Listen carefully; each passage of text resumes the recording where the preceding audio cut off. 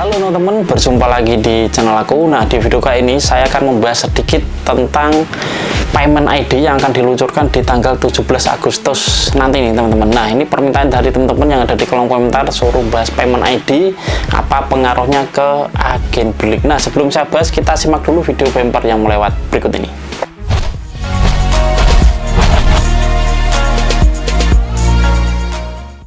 Oke teman-teman, jadi sebelum saya bahas ke payment ID, saya akan membahas tentang kejadian-kejadian sebelumnya yang sempat ramai juga, yaitu tentang pemblokiran rekening atau rekening dorman yang nganggur selama 3 bulan oleh PPATK.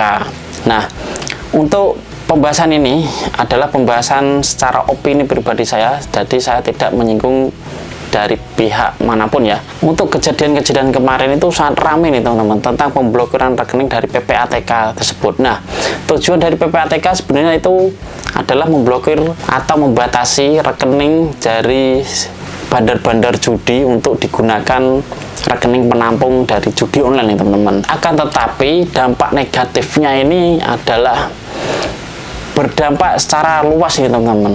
Nah, itu dengan ditandain juga yaitu saham-saham dari bank-bank besar seperti BCA, BRI, Mandiri, BNI, itu semua merosot nih teman-teman untuk harganya.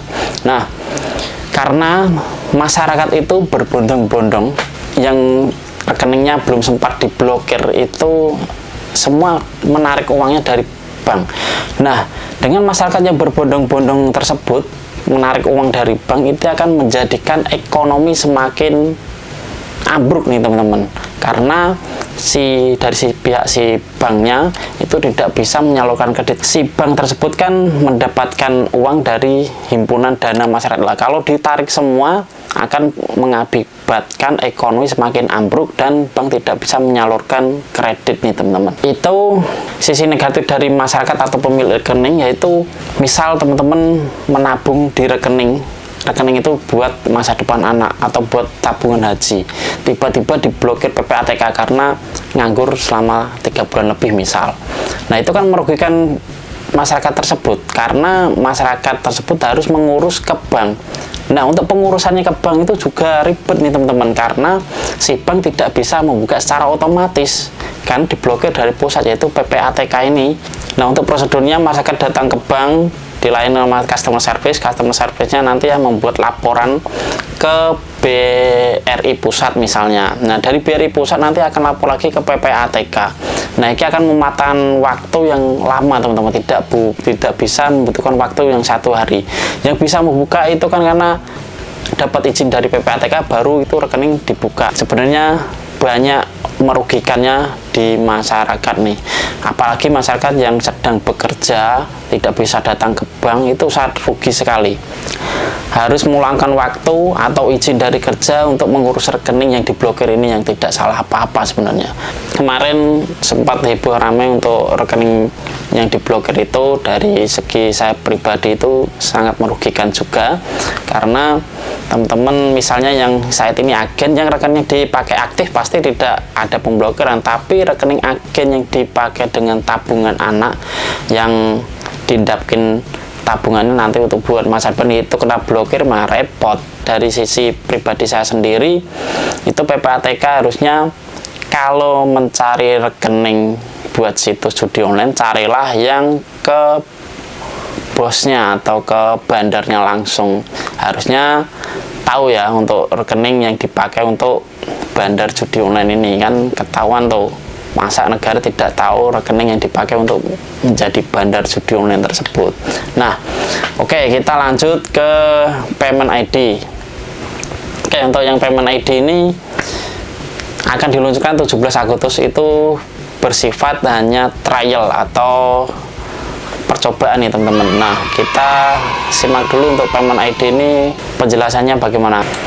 Oke, apa itu payment ID? Itu payment ID adalah kode unik sepanjang 9 karakter yang terhubung dengan nomor induk kependudukan atau NIK.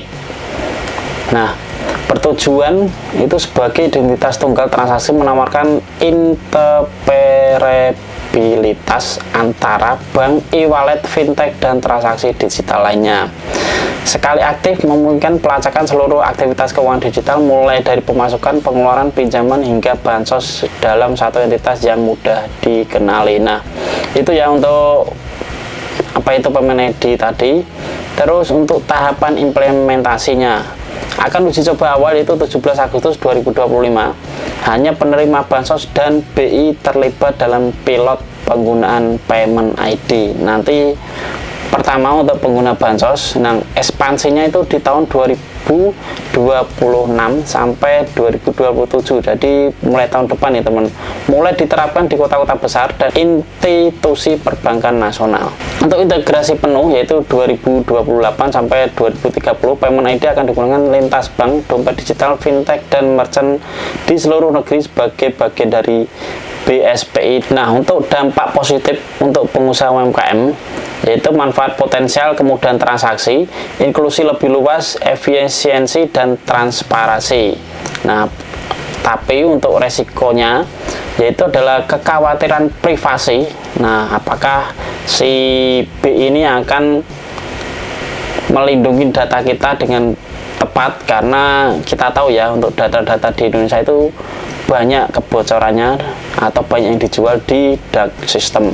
Terus yang kedua ada ketimpangan kesiapan digital. Nah, karena banyak pelaku usaha UMKM terutama di daerah belum familiar atau belum memiliki akses teknologi. Nah, yang ketiga biaya integrasi platform. Nah, bank atau platform penyedia jasa itu mesti melakukan penyelesaian teknis untuk mendukung Payment ID. Itu ya teman-teman, opini dari pribadi saya sendiri. Jadi teman-teman kalau memiliki opini yang lain, tujuan utama sebenarnya Payment ID itu apa sih? Nah, dibalik yang tadi sudah saya jelasin di awal, apakah ada tujuan terselubung lainnya? Makanya teman-teman jangan lupa untuk selalu komen di bawah menanggapi akan peluncuran Payment ID tersebut.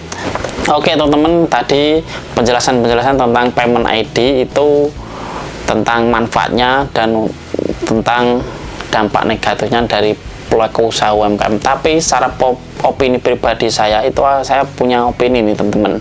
Nah, Payment ID ini kan dibentuk untuk mengetahui data harta teman-teman nih.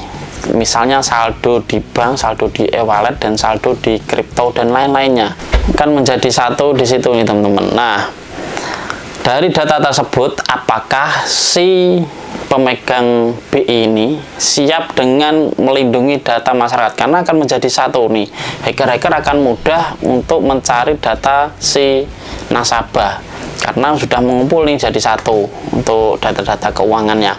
Nah, si hacker tinggal tembak aja ke BI Dash. Nah, karena semua data-data masyarakat, uangnya di mana-mana ketahuan semua. Nah, apakah dari sisi sistem pengamanan cybernya di Indonesia ini sudah siap untuk kedepannya? Mudah-mudahan siap ya, jadi hacker tidak bisa masuk. Nah, kita tahu ya, untuk keamanan cyber di Indonesia ini masih lemah. Itu ditandakan karena banyak data-data yang kebocoran keluar. Oke, yang sisi yang kedua yaitu tadi tujuannya untuk menyelaraskan bansos, atau teman-teman pendapatannya sekian, apa layak mendapatkan bansos tadi ya untuk tanggal 17 Agustus nanti peluncurannya. Itu menyisir masyarakat yang penerima bansos tersebut. Nah, karena bansos ini banyak yang disalurkan tidak tepat sasaran, karena tadi kemarin-kemarin kan datanya dapat dari kelurahan, misalnya dari kelurahan tersebut untuk penyesuaian di lapangan kan ada yang meleset juga, ada yang tepat sasaran. Nah, namanya kondisi di lapangan. Akan tetapi kan banyak simpang siurnya, misalnya kepala desa itu menyalurkan bansosnya ke kerabat-kerabatnya sendiri dulu, padahal kerabatnya sudah mampu, itu dikasih juga. Nah, itu nanti akan memangkas bansos di tanggal 17 Agustus nanti nih teman-teman. Jadi masyarakat penerima bansos yang sudah mampu akan dipangkas nih. Jadi teman-teman jadi agen briling untuk pendapatan gesek dari kartu bansosnya akan menurun nih ke depan. Yang selanjutnya yaitu tentang tadi dampak ke agen briling. Nah, ini dampak ke agen briling yang transaksinya terutama yang besar-besar akan terdampak nih, karena teman-teman tujuannya dari payment ID ini opini pribadi saya, yaitu adalah untuk mengetok pajak penghasilan nih teman-teman dari agen Briling ini. Nah, jadi teman-teman kalau transaksinya semakin besar, pendapatannya semakin besar juga kan ketahuan. Nah, itu akan diketok dari pajak per tahunnya, dari pajak penghasilan teman-teman yang selama ini mungkin tidak pajak atau tidak apa. Nah, nanti akan diketok dengan kriteria tertentu. Misalnya penghasilan teman-teman di atas 500 juta akan dikenakan pajak, misalnya kayak gitu. Nanti kan ketahuan semua di payment ID ini. Oke, itu saja teman-teman informasi yang dapat saya sampaikan, itu menurut pribadi saya sendiri. Jadi teman-teman kalau ada masukan yang lain silahkan komen di bawah. Nah, nanti kita akan tanggapin bersama untuk ke depan payment ID ini akan bagaimana nih teman-teman. Oke, itu saja teman-teman informasi yang dapat saya sampaikan. Jika ada salah, mohon maaf. Jangan lupa sholat 5 waktu, itu yang paling utama. Dan jangan lupa lagi untuk selalu like, komen di bawah jika ada pertanyaan, dan tentu saja subscribe channel ini agar lebih berkembang. Dan saya bersama lagi untuk membuat konten-konten edukatif lainnya. Kita ketemu lagi di episode selanjutnya. Terima kasih. Wassalamualaikum warahmatullahi wabarakatuh.